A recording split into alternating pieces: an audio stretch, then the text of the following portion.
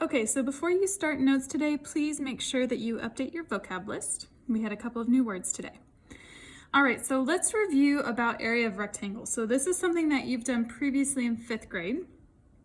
So to find the area of a rectangle, there's two different formulas you might see. So area is equal to, well, you could do length times width. That's one that you're familiar with. Or you could have area is equal to base times the height of your rectangle. Okay, so let's go ahead and practice by finding the area of this rectangle. So in order to do that, we're going to multiply our side lengths together. So we're going to take 5.5 times your 20.45. And so whenever you multiply those together, you are going to get an area that is equal to 112.475. And since we were talking about inches, we need to make sure we label it, so it's going to be inches squared. Okay, so just a little review about area of rectangles. And then if you were asked to find perimeter, well, you would have to take and add up all the side lengths on the outside together. All right, so now let's talk about finding the area of parallelograms.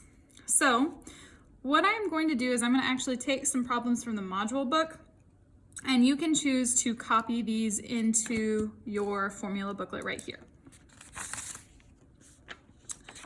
All right, so the first thing we're going to talk about is how can we figure out how to get the formula for the area of a parallelogram. Well, if we think about a parallelogram, if we took it and we just shifted it back a little bit, well, it would make it look like a rectangle. And so you could even see that here. If we were to take this triangle and we were to cut it, we could move it right here and it would form a rectangle. And so you can see how it would be there. So the parallelogram actually has the same formula for area as a rectangle. And so in your formula booklet, it is going to be area is equal to the base times the height. And once again, you're looking for that 90-degree angle in order to identify those. So let's go ahead and do this first example here. You can copy this picture into it. This is on page 1 in module 5. Okay, so the base, our base length right here is 6 centimeters. And then the height, well, we want to look for that 90-degree angle, so that would be 4. So the area is equal to 6 times 4. So our area is equal to 24 centimeters squared. All right, then on part B, so our base is equal to 25, and our height, well, we want to look for that 90-degree angle, so our height is 8. So our area is equal to 25 times 8, and so that would be 200, and this time meters squared. So you can copy both of these into your formula booklet so that you have a couple of examples. Okay, so now let's talk about what if we have composite shapes. So we did this in class in partners. And so I want you to attempt to do this at home, and then you're going to check with the key that I will post. So I'm going to go ahead and explain what we're doing here. So you have these 3 diagrams at the bottom, and so this is on page 19 in module 5. So this is on page 19 in module 5. For part A, it says on the first diagram, divide the stage into 3 rectangles and use 2 horizontal lines. So we're going to be looking at this diagram. We're going to use 2 horizontal lines, which means 2 that go left and right. And we're going to divide this into some rectangles. So I'm going to draw on these horizontal lines here and here. I'm just going to get you started. Well, then it says to find the dimensions of these rectangles. Well, I know this length is 2 because it's already labeled.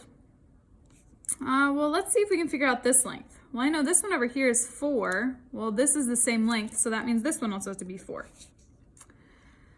Okay, well now I have this rectangle, I have its dimensions, I have that one. Now I need to figure out this rectangle down here. Well, I know the base length here is 7, but I need to figure out this length from here to here.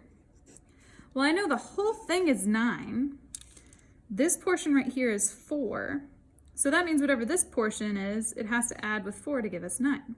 So that means this one right here has to be 5. So once you find out all the dimensions, you're going to calculate the area of each of those rectangles. So use your formula, base times height, length times width. And then you're going to find the total area of the stage. So this is one way that we can take a composite shape and then we can break it into shapes that we know. So we know how to calculate the area of rectangles and triangles and parallelograms. So we can now break shapes into those so that we can figure out their area. So you're going to complete examples 1, and then you're also going to do example 2, and then on the back is example number 3. And so this one is super important because it's a trapezoid. And so remember, that was one of those new vocab words. So whenever you're finding the area, think about what shapes we could break a trapezoid into. And so this one specifically has us first start with triangle ABC. So that means I could connect a line across here, and I can calculate the area of this triangle, and then I can calculate the area of the other triangle. And it gives us that height, so that means we know what it would be.